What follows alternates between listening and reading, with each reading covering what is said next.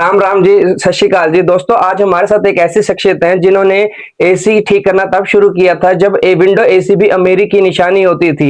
उनको 35 साल का तजुर्बा और हजारों शागिर्दों के उस्ताद सरदार श्री गुरजीत सिंह जी। नमस्कार जी उस्ताद जी। लोग आज आपको एक सफल उस्ताद जी के रूप में देखते हैं, लेकिन हर पेड़ की शुरुआत एक छोटे से बीज से होती है। तो उस्ताद जी, आज मैं आपसे जानना चाहता हूँ कि आपके इस लाइन में आने की शुरुआत कैसे हुई और आपका ये सफर कैसे आगे बढ़ा।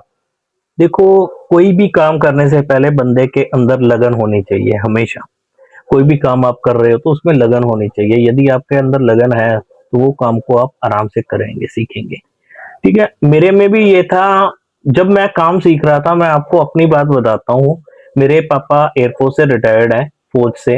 हमारे फौज में होने के कारण हम लोग को जब स्कूल से हमारी छुट्टी हो जाती थी, शाम को मैं 2 घंटे की क्लास लेने के लिए जाता था इंस्टीट्यूट में। वहां पे जाके मैं अपने कोर्स किए। मैंने 2 घंटे की क्लास होती थी, 2 घंटे की क्लास में मैं जाता था, वहां पे सीख के आता था। वो सीखने से मेरे को धीरे धीरे मन के अंदर चाह होनी चालू हुई। फिर मैं धीरे धीरे उन कामों को घर में प्रैक्टिस करने लगा। जब वो मेरी हॉबी की तरह मैं सोचता था, हॉबी को मैंने फिर अपने प्रोफेशनल में कन्वर्ट किया उसको। फिर धीरे धीरे धीरे मैं काम सीखते सीखते अपने फ्रेंड्स के साथ मेरे साथ जुड़ गए। 3-4 लड़के हम इकट्ठे जाने लग गए, तो नॉलेज आने लग गई। जो इंस्टीट्यूट में हम काम करते थे वो इंस्टीट्यूट में हमारा नाम अच्छा हो गया। तो मेरी फर्स्ट डिवीजन वहां पे आई, सबसे पूरे ग्रुप के अंदर हम मैं फर्स्ट आया उधर से। तो मेरे को वहां पे प्राइज भी मिले, इवन इवेंट्स मिले। मतलब ये मैं 1900, मतलब कि मैं जब 22-23 साल की उम्र ही होगी मेरी लगभग, मैंने तभी ये सारी चीजें सीख ली थी मैंने। ठीक है, तो उस समय में और आज के समय में बहुत जमीन आसमान का फर्क है, वो टेक्नोलॉजी और आज की टेक्नोलॉजी में भी। दोस्तों, आप भी नीचे कमेंट में ये कमेंट जरूर करें कि आपको इस फील्ड में आने के लिए किसने प्रेरणा दी और आप इस फील्ड में कैसे आए। तो उस्ताद जी, अगला सवाल आपसे हमारा जी, जब 35 साल पहले आपने इस काम में कदम रखा था तो उस टाइम ये वाकई आपका शौक था या मजबूरी थी या घर का प्रेशर था या आपको कुछ अलग से करने की, नई चीज सीखने की चाहत थी। देखो, मेरे को कोई मजबूरी नहीं थी, मेरी कोई ऐसी चीज नहीं थी। मेरे मन के अंदर की इच्छा थी। मेरी जो इच्छा थी मैंने उसी को अपने को पूरा किया। मेरे को अच्छा लगता था कि मैं ये काम करूं, तो मैं अपना हाथ का हुनर लेके आना चाहता था। हाथ का हुनर वाला आदमी कभी भी मरता नहीं है। जिंदगी भर, चाहे उम्र उसकी 60 साल हो जाए, 70 साल हो जाए, 50 साल हो जाए, वो हर उम्र में वो काम करता रहेगा। ठीक है, उसने नॉलेज उसकी कभी भी खत्म नहीं होगी, उसमें कमाई कमाई है। उस्ताद का एक उस्ताद होता है, वो कौन से उस्ताद जी थे जिन्होंने आपको पहली बार पेचकस पकड़ाया और आपको ये यकीन दिलाया कि आप भी एक दिन बड़े टेक्नीशियन बनेंगे या जिंदगी में कुछ सफल हो पाएंगे। तो उनके बारे में कुछ जर्नी बताइए। देखो जी, हमारे जो उस्ताद जी थे, मेरे उस्ताद जी मेरे से 1 साल बड़े थे। अच्छा। सिर्फ हम दोनों को, हम भाइयों की तरह रहते थे। ठीक है, हमारे को उन्होंने बहुत अच्छे से सिखाया। मेरे उस्ताद जी का नाम है मोहन सूद, जो दिल्ली रोहिणी से हैं। अच्छा। अभी भी वो टेक्नीशियन ही है। अच्छा। वो भी काम कर रहे हैं, स्पेयर पार्ट की भी शॉप है उनकी। बहुत बढ़िया उनका भी काम चल रहा है। तो मेरे उस्ताद जी का नाम मोहन सूद जी है। तो आपको कितना समय लगा काम सीखने में और आप कैसे फील्ड में उतरे। देखो, जब हम काम करने जाते थे, हम अपनी बात बताते हैं। हमारे पास स्कूटर होता था, हमारे पास एक ब्रीफ केस होता था। हम टूल्स रखते थे ब्रीफ केस के अंदर। तब छोटा सा ब्रीफ केस होता था, एक लात के साथ साइड में, उसमें आगे ब्रीफ केस रख लेते थे। स्कूटर के ऊपर हम जो काम करने के लिए चले जाते थे, हम वर्किंग करते थे, अपना काम करके अपना सारा क्लियर करके हम लोग वापिस आ जाते थे अपनी वर्कशॉप के ऊपर। उस समय हम बात करें तो टूल्स इतने बढ़िया नहीं हमारे पास होते थे। हमारे पास जब हम सर्विस करने जाते थे, हमारे पास एक ब्रश होता था। ब्रश के साथ हम सर्विस करते थे। कंडेंसर कॉइल को हमें साफ करना होता था, लंबे ब्रश के अंदर डंडा लगा होता था पूरा, उसके साथ हम सर्विस करते थे। पानी की पाइप से ही प्रेशर मारते थे। आज जहाँ हम बात करें कि उस समय हमें एक एसी को सर्विस करने में 1.5 से 2 घंटे लग जाते थे, हमको कम से कम लगते थे विंडो एसी को हमें सर्विस करने के। लेकिन आज का जो टाइम आ गया, हम देखें तो हमारे पास इतनी फैसिलिटीज आ चुकी हैं, तो हमारे वही ही सर्विस का टाइम बच गया, टाइम सेव हो गया और उससे बढ़िया सर्विस होती है इवन। उस्ताद जी, जब आप पहली बार किसी कस्टमर के घर पर काम करने गए थे तो उस टाइम भी आपके मन में कोई घबराहट थी। घबराहट का एक ही होने, जब काम तो काम ही था। वो हम जब हम कोई भी काम करने जा रहे हैं, यदि हमें नॉलेज है तभी हम वो काम करने जाएंगे ना। यदि आप मेरे को कहें कि ये गाड़ी का पंचर लगाना है, जिसके बारे में मैं जानता ही नहीं, वो मैं काम करने में घबराऊंगा ना। यदि मुझे मालूम है कि मैंने पेचकस से एसी को ऐसे खोलना है और इसको ऐसे रिपेयर करना है, तो मैं उसको जरूर करूंगा ना। कि जब 35 साल पहले आप अपने स्कूटर पे औजार लाद के निकले थे, तो वो सादगी भरा दौर कैसे था और आज के दौर में क्या फर्क है? और आपको आपकी पहली कमाई कितनी थी उस समय में, और आपने उस पहली कमाई से क्या किया था? क्योंकि हर किसी को अपनी पहली कमाई का बहुत शौक होता है, भी उससे वो क्या करेगा। बहुत बढ़िया सवाल है आपका। देखो, सबसे बड़ी चीज क्या है कि जब हम सबसे पहले हम टूल्स लेके निकले थे, मैंने दिल्ली में काम किया। दिल्ली में एक स्पेस से दूसरी स्पेस में जाना बहुत दूर होता था। हमें एक जगह से दूसरी जगह पे पहुंचने के लिए, जहां पे भी हम कंप्लेन करने जाते थे, कम से कम आधा पौना घंटे से ज्यादा का हमें समय लगता था। ठीक है, तो हमारे पास स्कूटर होता था। स्कूटर के ऊपर हमने बैग रखा होता था, टूल बैग रखा होता था। वो होता था हमारा ब्रीफ केस। ब्रीफ केस के अंदर हम टूल बैग लेके चलते थे। तब हमारे पास दूसरे कोई बैग ऐसे नहीं होते थे कि आजकल जितने बैग्स आ गए हैं। ठीक है, अब वो टूल्स बैग लेके हम जाते थे, कस्टमर के यहाँ पे काम करके अपना आ जाते थे। हमें कोई दिक्कत परेशानी नहीं आती थी। ठीक है। दूसरी बात, आपका दूसरा इसके अंदर जो क्वेश्चन था कि हमने कस्टमर के पहली कमाई कितनी करी, पहली कमाई कितने की। अब हम आपको बात बताते हैं, आप भी हंसोगे कि जब हमें पहली बार जब हमें सैलरी मिलती थी, हमें 600 रुपये सैलरी मिलती थी। 600 रुपए? 600 रुपया। अब ये यकीन है कि आज जब 600 रुपए की बात करें तो बच्चा किसी को भी कहे ना कि 600 रुपया, वो कहेगा कि नहीं, कहीं नहीं। एक यहाँ पे जब आज खाने बाहर बैठ जाते हैं तो 2-2 हजार रुपए का बिल आ जाता है हमारा। हाँ जी। ठीक है, तो वो 600 रुपया हमारे को बहुत होता था उस समय का। और आपने उस पहली कमाई का क्या किया? क्योंकि देखो उस्ताद जी, क्या होता है, हर किसी को अपनी पहली कमाई का एक बहुत शौक होता है, भी ये मेरी जिंदगी की पहली अपनी मेहनत की कमाई है, तो वो थोड़ा यादगार रहता है सारी जिंदगी भी, मैंने अपनी पहली कमाई से क्या किया। बात है। सबसे मेरी पहली कमाई गुरुद्वारे में गई थी। हमने गुरुद्वारे में दे दिया था। उसके बाद जो सैलरी आई थी मेरी, मैंने अपने मम्मी पापा को दिया। उन्होंने ही अपना जो लेना था वो ले लिया उन्होंने। ठीक है उस्ताद जी।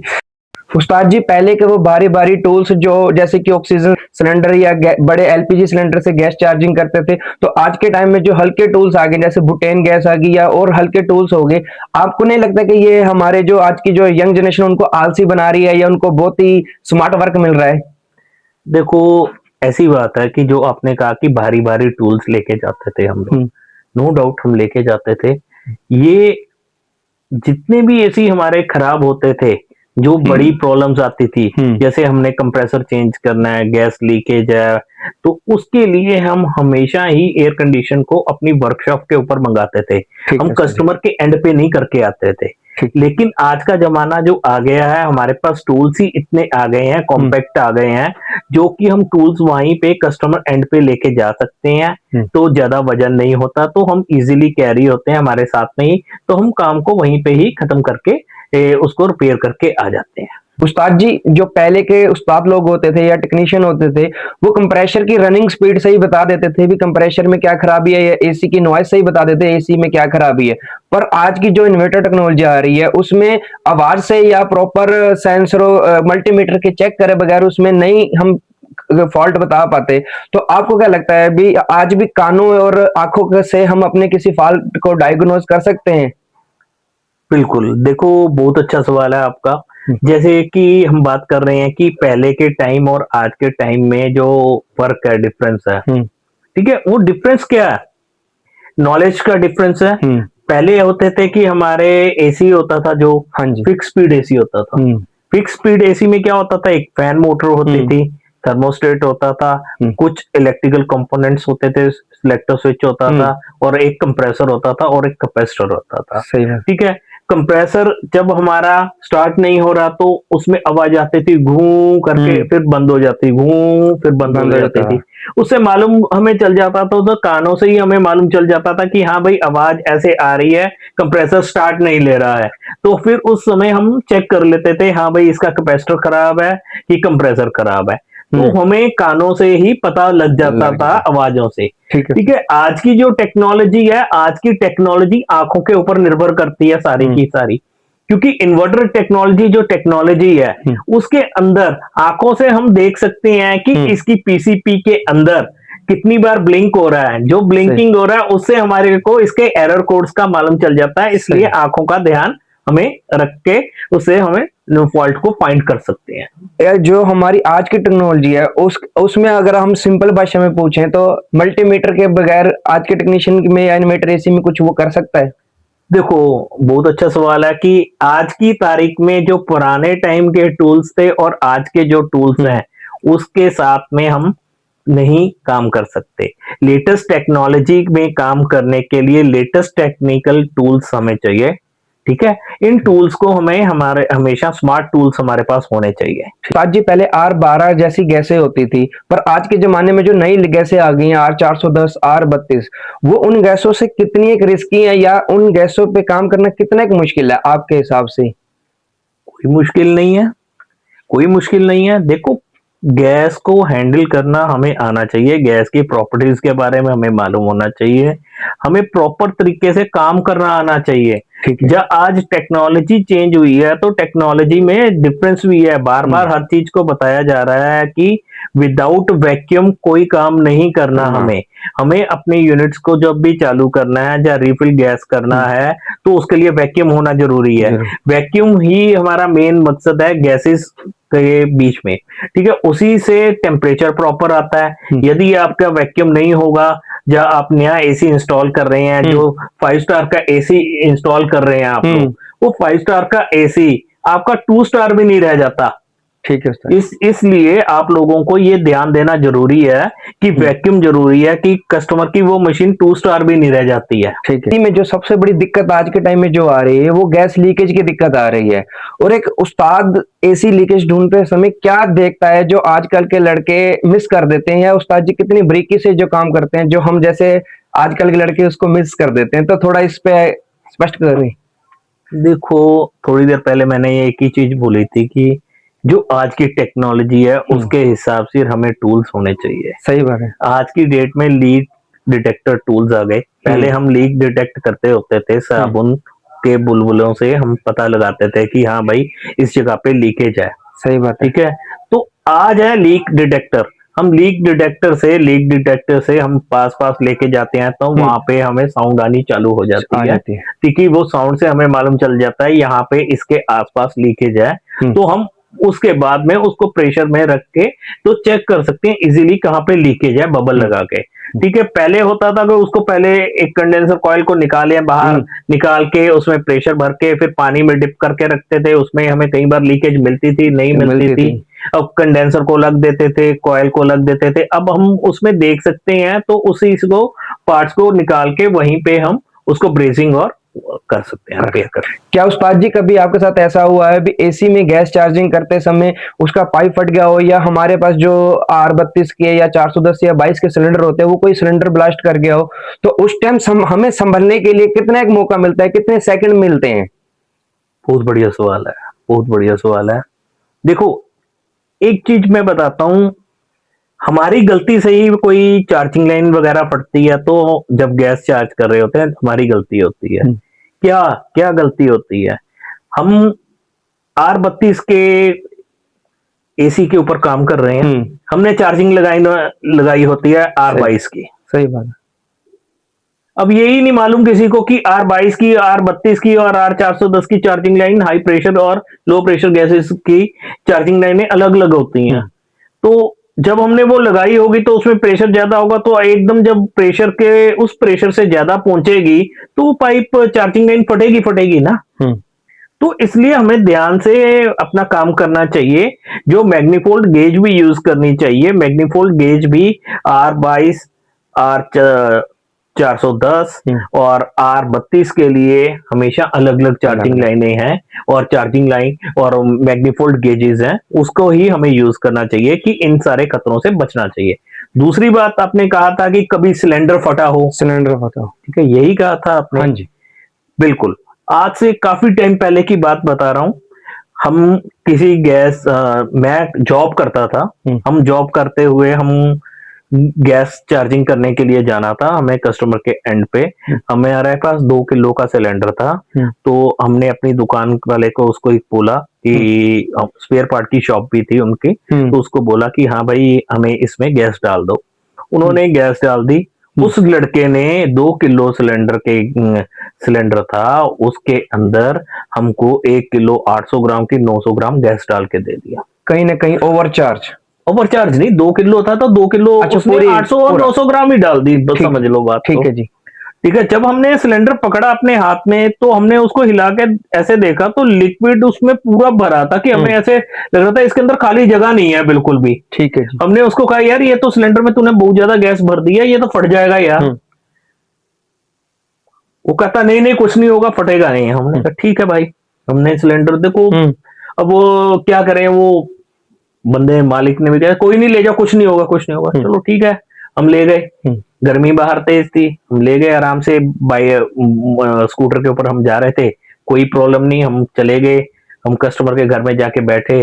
कस्टमर के घर में जाके बाहर सिलेंडर हमने रखा उसका। तो सिलेंडर हमने बाहर रखा, इवन उसके दरवाजे से हम अंदर घर के अंदर गए, हमने जाके रिपेयर करने के लिए बैठे। हम रिपेयर किया तो बाहर हवा तेज, गर्मी थी, गर्मी की वजह से टेम्परेचर वहां पे बढ़ा।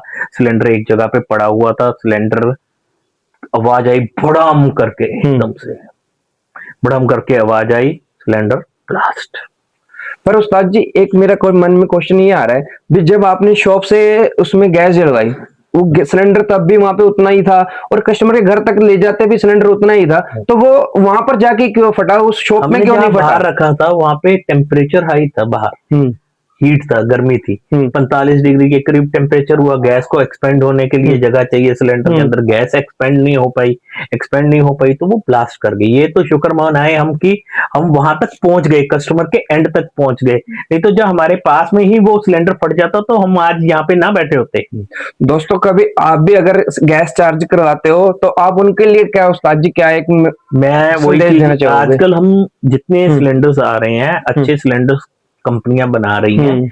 2 किलो के सिलेंडर भी आते हैं, उसके ऊपर ISI मार्का लगा होता है, उसका वॉल भी ISI मार्क का होता है, गवर्नमेंट के तरह सर्टिफाइड होते हैं। तो वो वाले हमें सिलेंडर लेने चाहिए। दूसरी बात, जब 2 किलो का सिलेंडर है तो आप उसमें 60% ही गैस डलवाएं, 60%, 40% उसको खाली रखें। ठीक है। कल को इन हादसों से बचने के लिए हमें यही चीजों की बहुत जरूरत है। तो क्या कभी भी आपके साथ भी इस तरह का हादसा हुआ है, या काम करते हुए पाइप फटा हो, या सिलेंडर का कोई हादसा हो, या आपके किसी टेक्नीशियन के साथ हुआ हो, तो दोस्तों कमेंट में जरूर कमेंट करें ताकि हम उसे एक और दूसरे टेक्नीशियनों को अवेयर कर पाए उससे। आज जी अभी तक आपसे कितने चेले आपने तैयार किए हैं, और आपका सबसे लाडला चेला कौन था जो किसी ऊंचाइयों पे पहुंचा हो, और सबसे कोई चेले जो ऐसे चेले जिनको आपने देख के ही पहचान लिया हो भी ये चेला जिंदगी में कुछ नहीं कर पाएगा या इसकी नियत ही नहीं है काम सीखने वाली, वो आप कैसे जज करते थे? बहुत बड़ा सवाल है ये। देखो ऐसी बात है, बहुत से लड़के काम सीख के गए हैं मेरे से, जो काम सीख के इस समय वेल सेटल्ड है। कुछ लड़कों ने दुबई में काम सेटअप कर रखा है उसने, कई बंदे ऐसे हैं कुवैत में हैं, कोई पंजाब के अलग अलग शहरों के अंदर है, कोई दिल्ली में है। मतलब काफी बंदों को मैंने काम सिखा रखा है, तो ऐसी कोई वो नहीं है चीज को। लेकिन हमारा जो स्वभाव था, जो अच्छा उस्ताद होता है हमेशा वो गर्म होता है। सबसे बड़ी बात बताएं, वो गर्म होता है। पर उस्ताद जी मैं आपको बीच में टोकना चाहूंगा, पर आज के चेले जो आज के जो मैं आपको पहली मैं बात बताने वही चीज जा रहा हूँ, आप थोड़ा ध्यान से मेरी चीज को समझना। जो आपने बात कही कि हमारा जो चेला था, हमने उसको डांटा, वो डांट दिया, कर दिया, तो वो वापस काम सीखने आ रहा है, तो इसका मतलब वो कामयाब हो जाएगा, कामयाब हो रहा है। ठीक है, वो कामयाब हो जाएगा कि उसके अंदर लगन है कि मैंने काम जाके सीखना है। यदि वो मैंने कह दिया, उसको डांट दिया, जा मार दिया, थप्पड़ मार दिया, जब कोई बात कर दी, वो अगले दिन से काम पे आना बंद कर दिया उसने, तो समझ लो वो उसने काम नहीं सीखना है, उस बंदे ने, वो बंदे की नीयत नहीं है काम सीखने की। हम जब काम सीखते थे, मैं अपनी बात बताता हूँ चीज को, हम लोग काम सीखते थे, हमारे उस्ताद लोग, मोहन उस्ताद की बात नहीं कर रहा मैं, हमारे दूसरे उस्ताद जी की बात कर रहा हूँ। हम जब काम सीख रहे थे तब उन बंदों ने क्या किया, हम काम कर रहे थे, हमने एक कंप्रेसर चेंज करना था। कंप्रेसर चेंज करते करते मेरे साथी लड़का ही था, जो हमारे साथ ही लड़का था, उसने कंप्रेसर चेंज करते हुए उन्होंने कहा कि इसको बेंड को पकड़ के रख। ठीक है। डिस्चार्ज का बेंड था, उसको पकड़ के रखना टाइट से, प्लायर के साथ उसने पकड़ा हुआ। तो जब ब्रेसिंग कर रहे थे, ब्रेसिंग करते करते उसने ना छोड़ दिया, एकदम से पाइप ऐसे निकला, जो ब्रेसिंग वो कर रहे थे वो उसकी छींटे उनके हाथों के ऊपर भी हाथों के ऊपर आ गए, उस्ताद जी के मारे। ठीक है, तो उसने क्या किया, उस्ताद ने फटाक से बत्ती पकड़ी, उसका हाथ था जहां पे प्लायर से वो पकड़ रहा था, जिससे उसने बेंड छोड़ दिया, उसके हाथ में लगा दी बत्ती। अच्छा, गरम गरम बत्ती लगा दी उसके हाथ में, उसका हाथ जला दिया। ठीक है।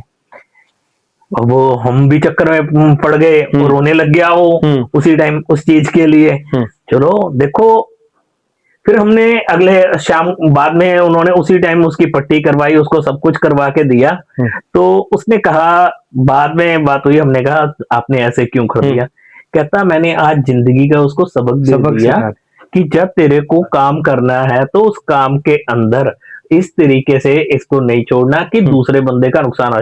कहता उसने हाथ तो छोड़ दिया, उसने तो मजबूरी समझी नहीं, उसके चींटे पड़ने से मेरी आंखों में चींटे चले जाते तो मेरी आंखें खराब हो जाती, सारी उम्र के लिए मैं अंधा हो जाता। तो मेरी गलती, तो उसने उसको जब मैंने कहा कि ये काम पक्का करके रखने, तो तूने क्यों छोड़ा? यदि तेरा हो रहा है तो मेरे को बोल दे कि भाई मेरा हाथ छूट जाएगा, तो तू आप सर 1 मिनट वेट कर लो, मैं 1 मिनट, मेरा हाथ छूट रहा है, गर्म ज्यादा लग रहा है या कुछ सेक आ रहा है, तो वो छोड़, उस समय वो रुक सकता है ना वो बंदा। तो इसलिए इन चीजों का बहुत अहमियत रखती है, और वो बंदा आगे से, और उसके साथ में जितने बंदे खड़े थे वो चीज को ध्यान में उसने रख लिया, तो आगे से कभी भी वो ऐसा काम नहीं करेगा वो बंदा। तो दोस्तों आप भी नीचे अपने कमेंट में अपने उस्ताद जी का नाम लिखें, और आपने कहां से काम सीखा ये भी उनके उस्ताद जी का नाम और उनके शहर का नाम जरूर देखें। देखते हैं यहाँ पर आज किसके उस्ताद जी के ज्यादा शागिर्द हमारे पास हमारे साथ इस वीडियो में मौजूद हैं, तो कमेंट जरूर करें। तो आज जी जो आज के नए लड़के हैं या जो नए टेक्नीशियन हैं जो सस्ते में काम कर रहे हैं और उसके चक्कर में शॉर्टकट मारते हैं, वो क्या करते हैं, बिना प्रॉपर वैक्यूम करे एसी को फिट कर देते हैं या गैस चार्ज कर देते हैं या उसको सेल्फ वैक्यूम कर देते हैं। तो उससे एसी पे नुकसान पे कितना फर्क पड़ता है? पहले तो मुझे एक चीज बताइए, सेल्फ वैक्यूम होता क्या है भाई? सेल्फ वैक्यूम उस्ताद जी ज्यादातर हम वीडियोस में भी देखते हैं, उन्होंने क्या करा, डिस्चार्ज खोल के सक्शन से थोड़ी सी हवा निकाल दी तो उसको वो कहते हैं अभी सेल्फ वैक्यूम हो गया। मैं नहीं मानता, मेरे को हमारे पास ऐसा कोई वर्ड ही नहीं हम यूज करते। सेल्फ वैक्यूम कोई वर्ड ही नहीं है, कोई सेल्फ वैक्यूम होता ही नहीं है। आप सेल्फ वैक्यूम से हवा कैसे बाहर निकाल देंगे? आपने कह दिया कि आपने वहां से गैस खोल दिया, ये इधर से आप कह रहे हैं कि आपने उधर से बाहर पर्ज कर दिया, वो जो हवा है उस पाइप के अंदर, वो हवा तो उसी के अंदर ही है ना। क्या निकला है, वो गैस बाहर निकली है कि हवा बाहर निकली है? आपको तो मालूम ही नहीं। आपके पास मीटर है, आप देख के मेरे को बता सकते हैं उसमें हवा नहीं है अभी उसके अंदर। सही बात है। क्या है सेल्फ वैक्यूम? बताइए ना, हम इस वर्ड को यूज ही नहीं करना है। कोई आप भी नीचे कमेंट में इस चीज का जवाब दे, जिसको पता है या जो करता है। सेल्फ वैक्यूम कुछ नहीं है भैया, कोई सेल्फ वैक्यूम हमारे डिक्शनरी का वर्ड नहीं है। कोई कंपनी रिकमेंड करती हो, कहीं पे भी लिखा हो कि सेल्फ वैक्यूम कर दीजिए, बताइए मेरे को कभी भी कमेंट करके। सेल्फ वैक्यूम को छोड़ दें, हमें वैक्यूम करना जरूरी है। विदाउट वैक्यूम कोई भी मशीन नहीं हम चलाएंगे, क्योंकि उसमें उसका परफॉर्मेंस खत्म हो जाती है। जो टेम्परेचर है वो 2 से 3 डिग्री टेम्परेचर का फर्क आ जाता है। यदि आपकी 5 स्टार मशीन होती है वो 2 स्टार मशीन रह जाती है। इसलिए वैक्यूम किए बिना कभी भी कोई भी मशीन, नई मशीन को चालू ना करें। और कोई भी कंप्रेसर या चेंज किया, आपने गैस डाल रहे हैं तो उस समय भी आप वैक्यूम किए बिना कभी भी गैस ना डालें। और जो ज्यादातर हादसे होते हैं, क्योंकि इन्हीं वजहों से हादसे होते हैं, तो इसीलिए लोगों से हाथ जोड़ के बेनती है भाई, जब आप काम कर रहे हैं तो आप प्रॉपर तरीके से काम कीजिए, अदरवाइज ना कीजिए। बेटर है आप अपनी जान को भी खतरे में ना डालें और अपने कस्टमर की भी जान को खतरे में ना डालें। प्लीज रिक्वेस्ट है आप लोगों को, अच्छे से अपनी एसओपी को यूज करके ही काम करें। उस्ताद जी एक ऐसी कोई गलती जो आपने अपने शुरुआती दौर में या काम सीखते वक्त या जब आपने अपना काम शुरू किया हो तब की हो, जो आज के लड़के ना करें? देखो, गलती की बात करते हैं, सबसे बड़ी गलती हमको पता क्या लगती है? हाँ जी। हम उस दुकान पे जब काम सीखने जाते हैं या काम कर रहे होते हैं, तब की बात बता रहे हैं, तो उस समय जब मालिक हमें कह देता है ना झाड़ू मारने के लिए, हाँ जी। हम उसे गलती समझते हैं। यार ये तो फालतू के हमारे को काम कह दिया इसने, तो हमें ये काम कोई करने के काम थोड़ी है, हम तो काम करने आए हैं एसी का या उसका। लेकिन भाइयों, अब हमें समझ आता है यदि हमारी अपनी दुकान भी होती है तो हम खुद झाड़ू मारते हैं ना, तो हमें भी वो चीज को उस समय यही समझना चाहिए था। और हमारे जो जहाँ पे हम काम सीख रहे थे ना, हमारे वो बंदे इतने नाइस थे, दोनों पार्टनर थे, मोहन जी और इंदर जी। ठीक है, इंदर भाई साहब जो थे ना, हम लोग जब पहुंचते दुकान पे ना, दुकान खोलते सारी ना, वो खुद झाड़ू लेके मारने लग जाते थे कि कल को ये बंदे हमारे को ये कह के छोड़ के ना चले जाएं कि हम यहाँ पे काम करने आते हैं तो ये हमसे झाड़ू मरवाते हैं। उस्ताद जी, अगर वैक्यूम पंप जो होता है, तो हम जो हमारे टेक्नीशियन देख रहे हैं, आप कौन सी सलाह देंगे उनको भी, सिंगल स्टेज या डबल स्टेज, कौन सा वैक्यूम पंप यूज करना चाहिए जो कि प्रॉपर काम करता हो और जिससे टेक्नीशियन का काम भी आसान होता हो और एसी की लाइफ भी अच्छी हो जाए? बिल्कुल। देखो, डबल स्टेज और सिंगल स्टेज की बात करते हैं, हमें डबल स्टेज का ही वैक्यूम पंप यूज करना चाहिए। डबल स्टेज में हम यूज करेंगे तो जो हमारा काम आधे घंटे में होता था वो 15 मिनट में हो जाता है। तो उससे यही है कि हमें प्रॉपर जो काम करना है, टाइम भी हमें हमारे पास कम होता है, तो हमें इसीलिए डबल स्टेज को ही यूज करना चाहिए। दोस्तों, आप भी कमेंट में बताएं भी आप कौन सा वैक्यूम पंप यूज करते हैं, सिंगल स्टेज या डबल स्टेज। कमेंट में सच ही बताना है, किसी ने झूठ नहीं लिखना। तो हम अगले सवाल की तरफ बढ़ते हैं ना, इसमें मैं एक चीज ऐड करना जरूर चाहूंगा इस चीज के लिए। देखो, आज की बात में हमारे पास मेरे ख्याल से इतने टेक्नीशियंस हैं जो कि कंप्रेसर को यूज करते हैं, फ्रिज का कंप्रेसर है इसी का, उसी को यूज में लेके आते हैं वैक्यूम करने के लिए, उसी को यूज में लेके आते हैं प्रेशर के बनने के लिए। वो बंदे कमेंट करके बताएं जो कंप्रेसर से वैक्यूम करते हैं और प्रेशर भरते हैं, क्या ये सही है? जी, आज के टूल्स बहुत एडवांस हो चुके हैं, पहले के टूल्स इतने एडवांस नहीं होते थे। और जो हमने जहां तक देखा है, जो पुराने टेक्नीशियन थे वो अपने टूल्स की रिस्पेक्ट करते थे, उनको संभाल के रखते थे, पर आज वाले इतनी केयर नहीं करते। और जो आपका एक एडवाइस होगी कि हर टेक्नीशियन को अपने टूल्स की इज्जत कैसे करनी चाहिए और उसकी रिस्पेक्ट कैसे करनी चाहिए? बहुत बढ़िया सवाल है। टूल्स की हमेशा ही हमें इज्जत करनी चाहिए। टूल्स ही हमारे हाथ का हुनर है। ठीक है, यदि हम कहीं पे काम करने चले जाते हैं, हमारा एक टूल भी किसी दूसरे के घर में रह जाता है, तो हम नाकामयाब रह जाते हैं कि हम वो काम नहीं कर पाते। ठीक है, इसलिए अपने टूल्स की संभाल हमेशा जरूरी है। और पुराने टाइम की बात करें तो उसी की बात को आज बात करते हैं। हमारे टाइम में जो फ्लेयरिंग टूल चलता था, यूनिवर्सल का फ्लेयरिंग टूल होता था, सिंपल सा। आज भी मैकेनिक्स उसको यूज कर रहे हैं, सिंपल है। उसको साइड पे चिड़ियों की तरह का नेट लगा होता था, नोज प्लास से हम टाइट करते होते थे दोनों साइड से, ऊपर से यॉक लगा के उसको ब्लॉक घुमा के फ्लेयर बनाते थे, रेती लगाते थे, नोज प्लास मारते थे बीच में उसमें। और उसके बाद में धीरे धीरे टूल्स चेंज होते गए, थोड़ा उससे बढ़िया आ गया। उसके बाद में उस समय वो फ्लेयरिंग टूल लगभग 100 रुपए के करीब आता था, वो वाला 100 रुपीज के करीब। ठीक है, उसके बाद में अच्छी टूल्स आ गए। जब हम उसको फ्लेयर बना देते हैं तो फ्लेयर बनाने के बाद ऑटोमेटिकली टक करके आवाज आ जाती है और बंद हो जाता है, तो हमारा फ्लेयर बन जाता है। ठीक है, उससे भी एडवांस अब आ गए, ड्रिल मशीन के अंदर आगे, ड्रिल मशीन के अंदर आगे बिट लग जाता है, वो बिट के साथ ही इमीडिएटली आपका फ्लेयर पूरा प्रॉपर हो जाता है। अब हम बात करें कि जब हम उस टूल से बना रहे हैं पहले वाले फ्लेयरिंग ब्लॉक से, उसको पहले हमने पाइप फिट किया, पाइप फिट करने के बाद बंद किया, बंद करने के बाद हमने नोज प्लास मारा, फिर रेती लगाई, रेती लगाने के बाद हमने यॉक लगाया, तो उसके बाद हमारा फ्लेयर बनता है। उसमें टाइम लग गया काफी लग। उसके बाद में जो सेकंड टूल्स हमारे आ गए, उस सेकंड टूल्स के अंदर अच्छा थोड़ा आया फ्लेयरिंग ब्लॉक, उसके अंदर हमने पाइप कटिंग किया, पाइप कटिंग के बाद हमारा रिमर, उसको लिया हमने, रिमर लिया, उसे हमने साफ किया पाइप को अंदर से और बाहर से, फिर हमने अपना फ्लेयरिंग ब्लॉक से किया, तो उससे कम टाइम में और बढ़िया हमारा फ्लेयर बन गया। ठीक है, अब आ गया बिल्कुल और नई टेक्नोलॉजी में, हमने खाली उसको पाइप को अंदर से भी साफ किया, बाहर से भी साफ किया। तो करने के बाद हमारे ड्रिल मशीन के साथ हमने उसको किया तो वो फ्लेयर बन गया हमारा इमीडिएटली। ठीक है, तो वो टाइम का फर्क पड़ता है उसमें। ताजी अब वो उन टूल्स तो एडवांस हो गए, उनके उससे काम भी आसान हो गया। तो अगर उसको हम कहते हैं ना, हम जैसे हम अपने उस्ताद जी को रिस्पेक्ट देते हैं, सीनियर को रिस्पेक्ट देते हैं, तो हमें अपने टूल्स को रिस्पेक्ट देनी चाहिए या नहीं देनी चाहिए? क्योंकि मैंने बहुत सारे टेक्नीशियनों के देखा है भी भाई, जैसे हम कस्टमर के घर काम करने गए तो जमीन पे ही टूल रोल रहे हैं, या उनकी वर्कशॉप पे जमीनों पे ही टूल रोल रहे हैं, कोई उसके ऊपर पैर रख रहा है, या कई बार उसकी साफ नहीं करते। तो उसकी रिस्पेक्ट कितनी आपके हिसाब से रिस्पेक्ट टूल की करनी चाहिए या नहीं करनी चाहिए? उससे काम लेके उसको छोड़ देना चाहिए? देखो, चीज आपकी है, संभाल आपने करना है। आप स्कूटर पे भी बैठते हो तो उसके ऊपर कपड़ा मार के ही बैठते हो। हाँ जी। कि सीट गंदी के ऊपर बैठ जाते हो। जब आपके अपने टूल्स हैं, आप हमेशा साफ रखें। साफ रखने का क्या फायदा होगा? जब कस्टमर के घर में आप जाते हो तो आपका टूल्स आपको साफ सुथरा नजर आएगा।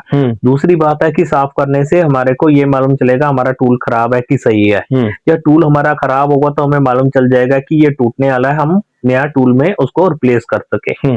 दूसरी बात, हमें जहाँ पे हमने टूल्स रखने हैं, जो बैग इस तरीके का हमारा होना चाहिए कि उसे साफ सफाई बिल्कुल सीधे तरीके से लगा होना चाहिए। जैसे ही हम टूल खोलें, कस्टमर के यहाँ पे जाके हमें मालूम चल जाए यहाँ पे हमारा प्लायर पड़ा है, यहाँ नोज प्लायर पड़ा है, हमारा स्क्रू ड्राइवर पड़ा है, ट्यूब कटर पड़ी है, तो इजीली हम निकाल सके। हम कस्टमर के घर में चले जाता है बंदा, टेक्नीशियन वहां पे जाके सारे टूल्स को पलटना पड़ता है, तब उसको टूल्स निकलते हैं। एक टूल चाहिए होता है, उसको सारे टूल निकालने पड़ देते हैं। तो इसलिए हमारा रख रखाव इस तरीके का होना चाहिए। और उससे सबसे बड़ी बात ये होती है कि यदि हमारा पूरा प्लेटफॉर्म बना होगा, जब प्रॉपर तरीके से हमारे टूल लगे होंगे, हम कस्टमर के घर से जब काम करके निकलेंगे तो हमें ये इतना तो मालूम होगा कि इसमें एक टूल ये रह गया, कमी है, तो हम वहां से ढूंढ सकते हैं। हम तो ऐसे तो होता है कि जब बैग में उठाए सारे डाल दे चले, हम भाग गए, वहां से निकल गए। निकलने के बाद हमारे को आगे दूसरे जब जाके हमने काम किया, देखा हमारा यहाँ पे क्लैम मीटर तो है ही नहीं, तो यार मेरे को लगता है वहीं पे ऊपर छूट गया। हम काम करने लगते हैं तो यार काम ही अब हमारा रुक गया। और दोबारा पहले हम टूल लेने के लिए जाएंगे या टूल लेके वापस हम आएंगे, हमारा वो आने जाने का टाइम और हमारा वेस्टेज ऑफ मनी और दोनों चीज होती है। इसलिए हमारे को प्रॉपर तरीके का बैग होगा तो उसके अंदर हमारे प्रॉपर टूल्स रहेंगे, तो वो कभी भी ऐसी दिक्कत नहीं आएगी।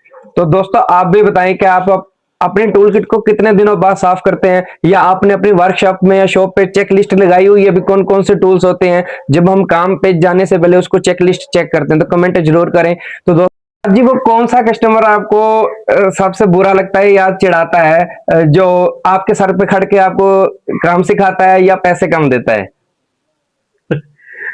सत्यदेवा जी, अब दुविधा में डाल दिया आपने।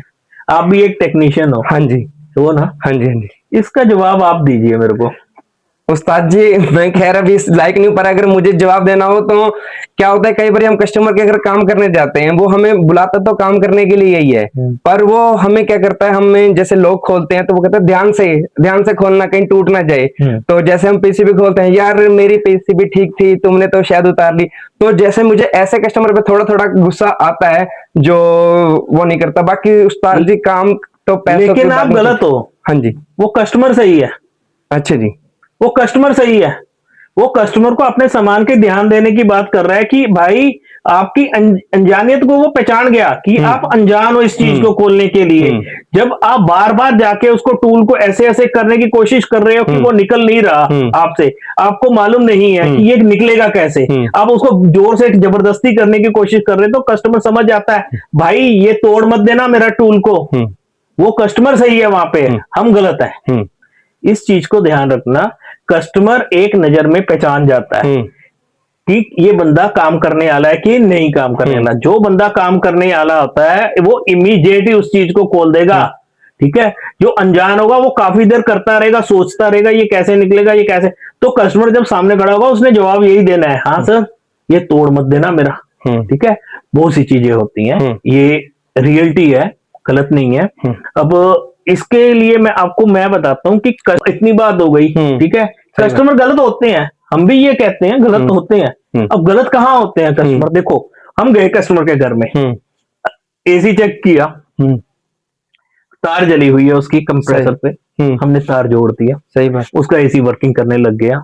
कस्टमर हमको फोन करके कहता है सर गैस लीक है, इसके अंदर गैस डालने आ जाओ फटाफट, गैस साथ में लेके आना, गैस डलेगी उसको, हमें मालूम है।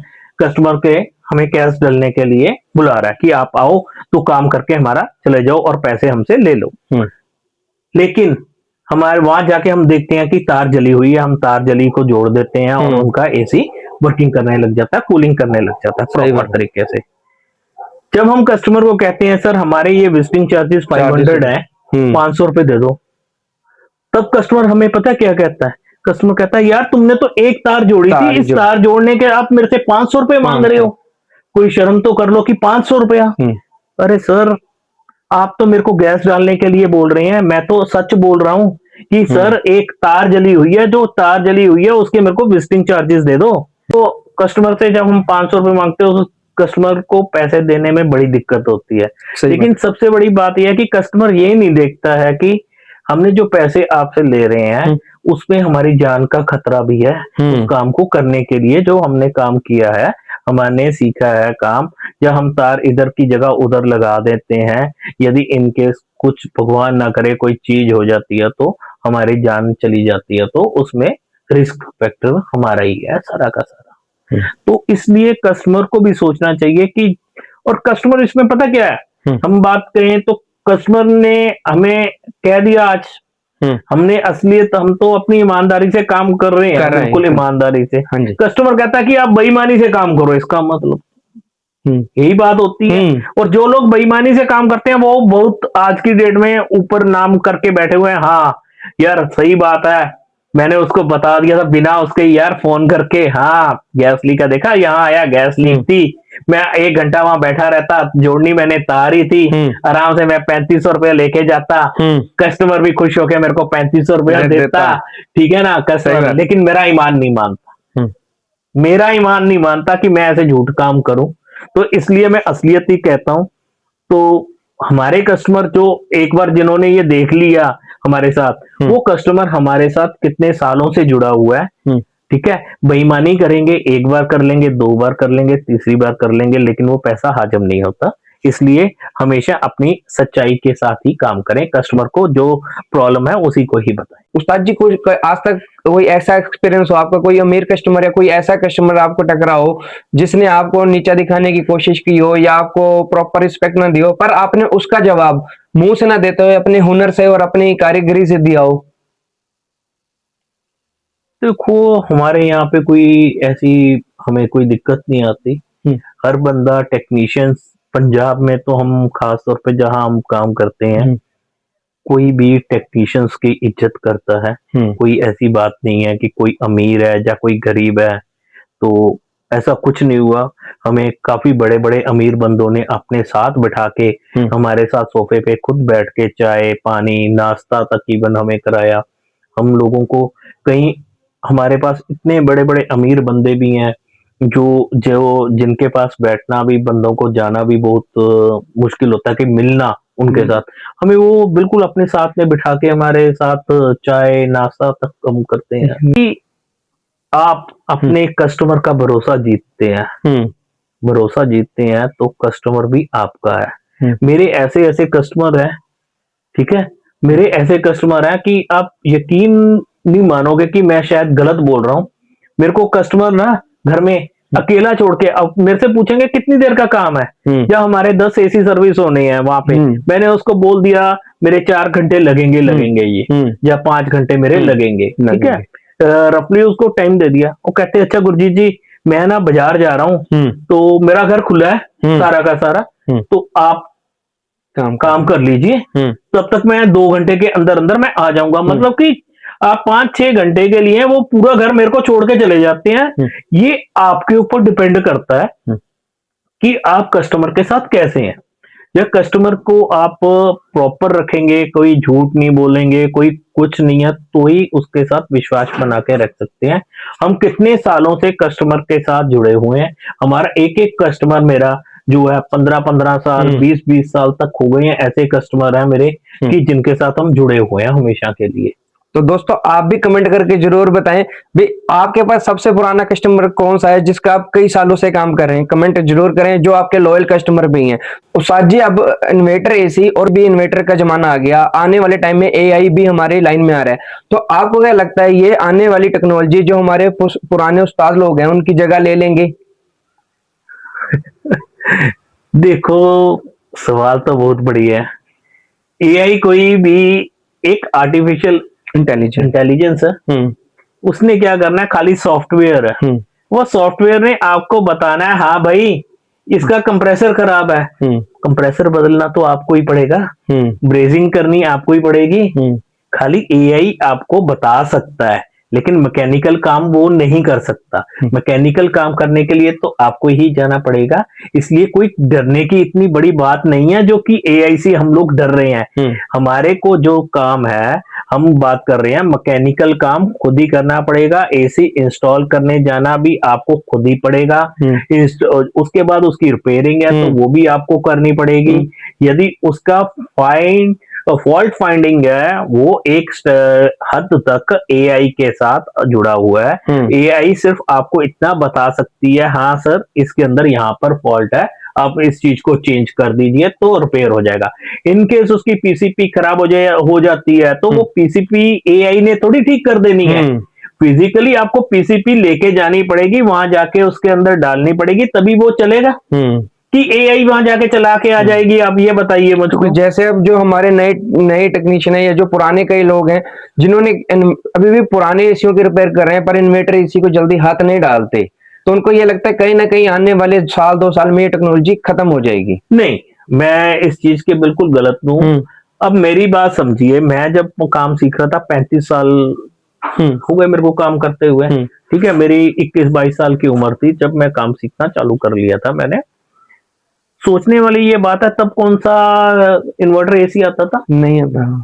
मैं खुद अपने हाथ से असेंबल करता था एसी।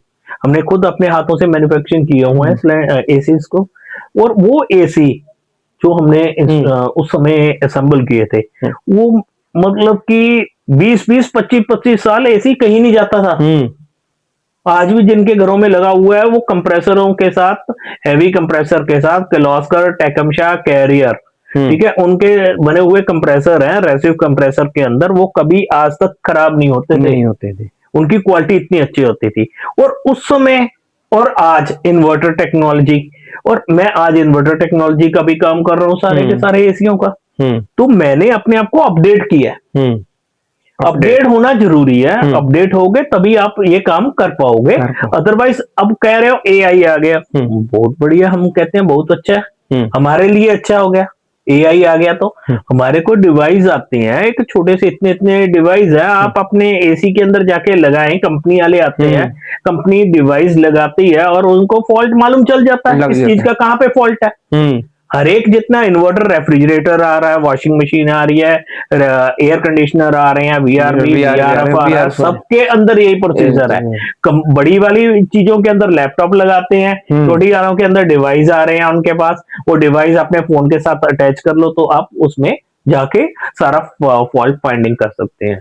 लेकिन इसे भी पढ़ना आना चाहिए ना, पढ़ाई भी लर्न नहीं, इसको भी पढ़ना आना चाहिए ना, कि बंदे को कहाँ मालूम चलेगा ये कैसे पढ़ के आपने इसको कोड फाइंड आउट करने हैं। आज की डेट में हम तो करें तो इतनी चीजें कंपनी इतना कुछ दे रही है, उसके अंदर ब्लिंकिंग है, उसके ऊपर लिख के दे देती है, तो वो नहीं किसी को मालूम चल जाता कि ये पीसीपी खराब है, कि इसके क्या फॉल्ट है इसका। सही बात है। तो यही चीज है कि कोई खतरे वाली बात नहीं है, एआई आने से हमारा बेनिफिट ही है। जी, एसी का काम सिर्फ सीजन का काम है। आप पिछले 35 सालों से इस काम में टिके हुए हैं और काम कर रहे हैं, तो एसी टेक्नीशियन को सीजन के बाद ऐसा क्या काम करना चाहिए, सर्दियों में क्या काम करना चाहिए जिससे कि वो इस लाइन में टिका रहे लंबे समय तक के लिए? देखो, ये हर बंदे की अपनी मजबूरी है। हर बंदे की अपनी मजबूरी है। अब जो 4-5 महीने हमारे फ्री रहते हैं, 4 महीने फ्री रहते हैं, हम उसकी बात करें, हमें नॉलेज लेनी चाहिए। घर का खर्चा चलाने के लिए वॉशिंग मशीन का, माइक्रोवेव का, गीजर का काम करना चाहिए। ठीक है, कुछ ऐसे मैंने टेक्नीशियंस देखे हैं, जो अच्छे टेक्नीशियंस, बहुत अच्छे टेक्नीशियंस की मैं बात कर रहा हूँ। वो लोग 3-4 महीने काम ही नहीं करते हैं बिल्कुल, नहीं करती। खाली जब एसी का काम कर रहे हैं तो वो एसी के ही एक माहिर अपने आप को बना के रखते हैं कि रेफ्रिजरेटर और एयर कंडीशनिंग का ही मेरा काम है, मैं माइक्रो और वॉशिंग मशीन और गीजर का काम नहीं करता। क्या वजह होती है इस चीज के बारे में? आप भी एक टेक्नीशियन हो, आप भी बता सकते हो मेरे को। हम तो जैसे उस्ताद जी काम करते हैं, हम फ्रिज, एसी, वॉशिंग मशीन, हम तो सारे मल्टी काम करते हैं, क्योंकि हम ये सोचते हैं भी हम जिस कस्टमर के घर पे जा रहे हैं तो उस घर के जो पांचों अप्लायंसेज है वो हमारे हाथ ही हों, और उस घर के हम एक पक्के डॉक्टर कह लो या होम अप्लायंसेज डॉक्टर कहलाए जाए। नहीं, इस चीज में हम लोग बहुत गलत है। एक डॉक्टर होता है एमबीबीएस जिसको हम कहते हैं, हाँ जी, वो डॉक्टर होता है हार्ट का, एक होता है हड्डियों का, एक होता है कान नाक और ईएनटी का स्पेशलिस्ट जिसको हम ठीक है, बोलते हैं। स्पेशलिस्ट अलग अलग। हाँ जी, हाँ जी, ठीक है, तो आप मेडिसिन के पूरे ही बन जाते हो। आप हाँ लोग जी, हाँ जी, हम पूरे बन जाते हैं। आप मेडिसिन वाले हाँ जी, बन जाते हो, जब हाँ जी, कि आपका जो कुछ हुआ हम ठीक करके ठीक जाएंगे, कर देंगे, आपके घर में दूसरे को किसी को नहीं घुसने घुसने देंगे। देंगे। यही कहते हैं हाँ ना जी, हाँ जी, हाँ जी, आप लोग। यदि आप उस तरह का बनना चाहते हैं तो बेटर है।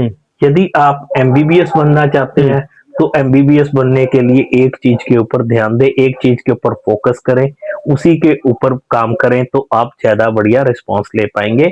उससे क्या होगा कि आपने एक ही एसी का काम किया तो एसी के सारे फॉल्ट्स को, हर चीज को समझने में टाइम नहीं लगेगा। आप जब 5-6 चीजों के अंदर घुसोगे, एक चीज को ध्यान में रखोगे, दूसरी चीज आपके ध्यान से बाहर चली जाएगी, तो आपका कस्टमर, जब आपका एसी की प्रॉब्लम है, आपको बुला रहा है वो कस्टमर, ठीक है, तो आप, दूसरा बंदा कह रहा है मेरे घर की वॉशिंग मशीन खराब है, तुम्हारा ही कस्टमर है वो पक्का, ठीक है, वो कस्टमर कह रहा है कि मेरी वॉशिंग मशीन खराब है, उसका एसी नहीं खराब। आप एसी वाले के घर में नहीं जा रहे, पहुंच पा रहे, तो उसकी वॉशिंग मशीन ठीक करने चले गए, तो वो कस्टमर कहता है यार 2 दिन हो गए ये मेरा काम करने नहीं आया, मैं दूसरे बंदे को बुलाऊं। उससे हमारा कस्टमर खराब हो जाता है। जो मेरी राय है, हर बंदे की अपनी सोच है, हर बंदे का अपना तरीका है, तो इसलिए मैं इसके बारे में इतनी ही बात करूंगा। हर बंदे को अपनी सोच के हिसाब से काम करना चाहिए। यदि एक चीज में पूरा प्रॉपर बनना है तो एमबीबीएस डॉक्टर बनना है जिसकी तरह, तो आप एक तरह का काम कीजिए।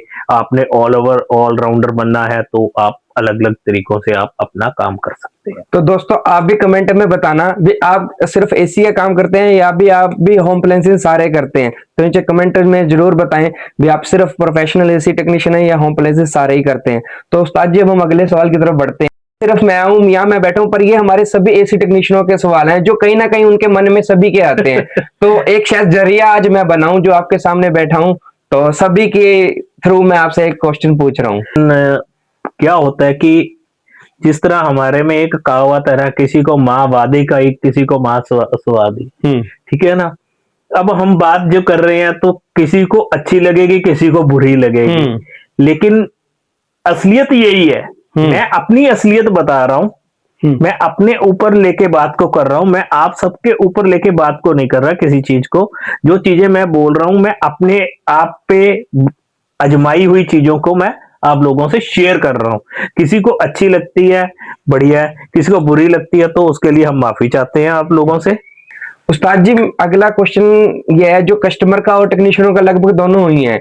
जो पुरानी मशीनें थी, जैसे कि हम पुराने एसी जो रिपेयर करते हैं 20 साल 25 साल हमारी लाइन में जो आने से पहले भी चलते थे, तो अब जो नई एसी है उनके मुकाबले में जो, तो वो एसी 5 साल से ऊपर चल नहीं पाते। हमें तो लगता है ये सिर्फ 5 साल के खिलौने हैं। तो इसमें आपकी क्या राय है, क्या ये नए एसी 35 साल तक चलेंगे? या ये सवाल भी एक अजीब सा सवाल है। इस सवाल का जवाब मैं इस हिसाब से देता हूँ। आज से पहले आपने कॉस्मो का एसी कभी उठा के देखा? कॉस्मो नेपोलियन जैसे आते थे तो वो भारी से विंडो एसी उठा के देखा है। हाँ जी, वो स्क्रैप लगभग कितना वजन होता है उसका? नियर अबाउट उस्ताद जी जो मैंने 43 के करीब। 43। कंप्रेसर का खाली वजन कितना होता है? मेरे कंप्रेसर का 22-23 रफली आइडिया जो दे रहा हूँ मैं आपको। 30 किलो के करीब पर कंप्रेसर आ गया, ठीक है, कॉइल्स हो गई, उसको मिला के 45 से 50 किलो का एसी होता था। आज एसी का वजन कितना आ गया? तो 22-23 किलो, 25 किलो तक वजन है सिर्फ। अब आधा वजन उसका रह गया। तो जो एसी उस समय वाला एसी लगभग 15 से 20 साल तक उस एसी को कुछ भी नहीं होता था। तो आप ही सोच लीजिए, उसमें जब कुछ रहा ही नहीं, वजन ही नहीं रहा, तो वो जंग लगेगा, वो खराब होगा, पाइप की थिकनेस कम हो गई तो पाइप फटेगा, गैस लीक होगा, तो फर्क तो है। तो कंपनी यही सोचती है कि जैसे बाहर चल रहा है कि use and throw, after 5 year recycle करें, तो वो ही यहाँ पे भी अब स्टार्ट हो चुका है। आज जी हम छोटा सा एक रैपिड फायर खेलेंगे आपका टेक्निकल लाइन में। रैपिड फायर ये क्या होता है? मैं आपसे सवाल पूछूंगा, फटाफट आपने उसके जवाब देने हैं जो आपके मन में आए। फटाफट? ये क्या? फटाफट, बस एक ऑप्शन चुनना है आपने जो आपको ठीक लगे। जल्दी की, मैंने कल भी बताया था, ज्यादा जल्दी करना शैतान का काम होता है। और दोस्तों सच आप बताओ, जो उस्ताद जी ने जो अभी ट्रेनिंग प्रोग्राम शुरू किया, किस किस ने वो ट्रेनिंग दी और किस किस ने वो ट्रेनिंग कैसी लगी, अपना वो कमेंट भी फीडबैक जरूर दें। और अगली ट्रेनिंग का वेट कौन कौन कर रही है भी बताना। तो उस्ताद जी शुरू करते हैं। विंडो एसी या split AC? Split AC. Gas charging या लीकेज ढूंढना? Gas charging. सबसे प्यारा औजार? सबसे प्यारा औजार मेरा ट्यूब कटर। नया चेला या पुराना चेला? नया चेला। कॉपर पाइप या एल्यूमिनियम पाइप? Copper pipe. नया पढ़ा लिखा चेला या पुराना अनपढ़ उस्ताद? अनपढ़ उस्ताद। कंप्रेशर की आवाज या मल्टीमीटर की रीडिंग? कंप्रेसर की आवाज। काम की सफाई या काम की रफ्तार? काम की सफाई। रिटायरमेंट या आखिरी सांस तक पेचकस? आखिरी सांस तक पेचकस। तो दोस्तों रैपिड फायर कैसे लगा और आप इसकी जगह कौन सा क्वेश्चन आंसर चुनते हैं वो भी कमेंट करो। अगर आपको 35 साल पीछे जाने का मौका मिले तो क्या आप इसी एसी टेक्नीशियन बनना पसंद करेंगे या कोई काम चुनेंगे? देखो, मैं यही काम करूंगा। मैं आज के बंदे को एक बेंडर दे देता हूं अपने सामने, अभी दे देता हूं, एक कंप्रेसर दे देता हूं, कंडेंसर कॉयल, कूलिंग कॉयल दे देता हूं, फैन मोटर दे देता हूं। मैं कहता हूं कि मेरे को ये एसी असेंबल करके दिखा दो। मैं मान जाऊंगा वो असेंबल कर दे, उसकी वायरिंग कर दे, मैं मान जाऊंगा उसको। नहीं कर पाएगा। अभी आपको ही मैं पाइप का टुकड़ा देके मैं कह दूं कि इसके बेंड बना के इसको प्रॉपर तरीके से कंप्रेसर के बेंड बनाइए कि जिससे इसके अंदर वाइब्रेशन ना हो और इसकी कूलिंग प्रॉपर रहे, आपको यही नहीं मालूम होगा कैलकुलेशन करके कि इसमें कितनी पाइप लगनी है, कितना क्या। क्योंकि उस्ताद जी हमारा जो जमाना है, तकरीबन हम भी हैं चाहे आधा 70% या 80% जो टेक्नीशियन है स्प्रिंग बेंडर पे ही निर्भर है। कोई दूसरे एमएम में तो वो प्रॉपर में आई नहीं अभी। एमएम की जरूरत हमें वहां पड़ती है जहां पे हम मशीन बना रहे हैं, उसके अंदर बेंड हमें प्रॉपर चाहिए।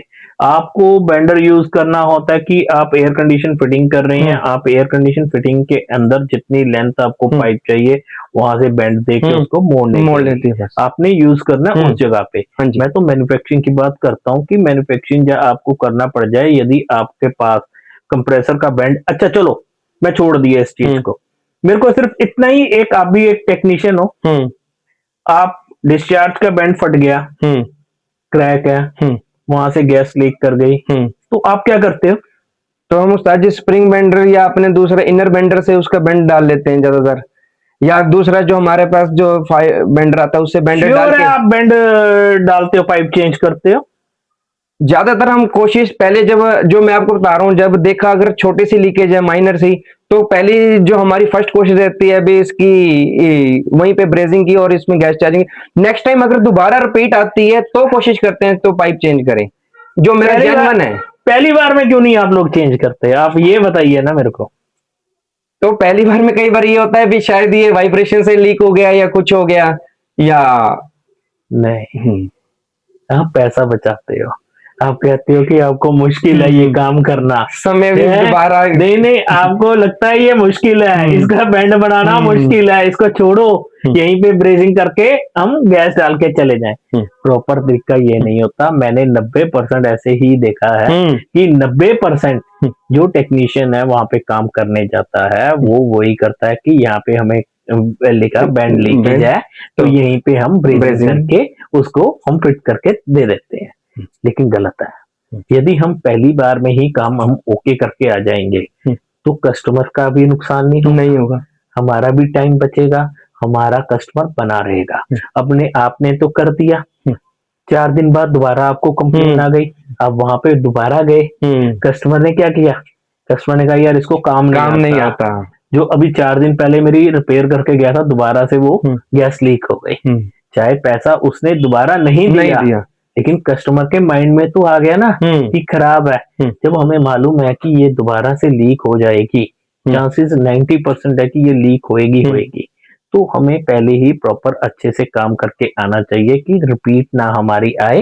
तो उस वजह से हमेशा इस चीज को ध्यान रखना कि कभी भी या बैंड लीकेज है तो उसका पाइप चेंज करें।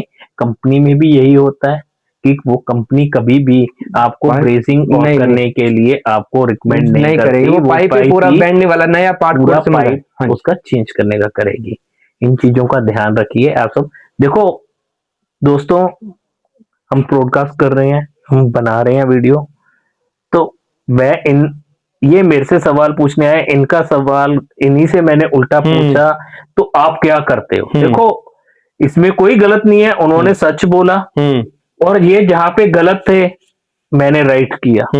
ये भी एक उस्ताद का फर्ज होता है कि यदि आप गलत काम कर रहे हो तो आपको गलत काम करने से रोकना। अब इसमें कोई बुराई नहीं है, कोई इनकी मैं गलतियां नहीं निकाल रहा, मैं गलती नहीं निकाल रहा, इनको आगे के लिए मैं समझा रहा हूँ। तो इसी चीज को, जो चीज इनको मैंने समझाई है आप लोग भी समझिए। ये हम एक दूसरे को अलर्ट कर रहे हैं कि जो गलतियां दूसरा बंदा करता है वो गलतियां आप लोग ना करें, जिससे कि कोई भी हादसा, कोई नुकसान, अपना कस्टमर खराब करना ना हो। इसीलिए ये चीज को मैंने बात की है।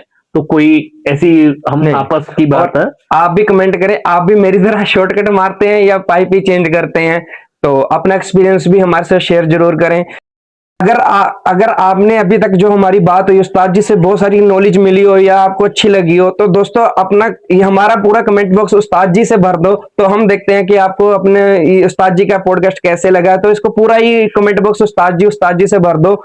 दोस्तों उस्ताद जी का 35 साल का सफर हमें यह सिखाता है कि पसीने की खुशबू इत्र से कई ज्यादा महंगी होती है। दोस्तों अगर आज का पॉडकास्ट आपको अच्छा लगा हो तो अपने उस्ताद जी और अपने पुराने शागिर्दों को और लेटेस्ट शागिर्दों को शेयर करें ताकि उनसे कुछ सीखने को मिले।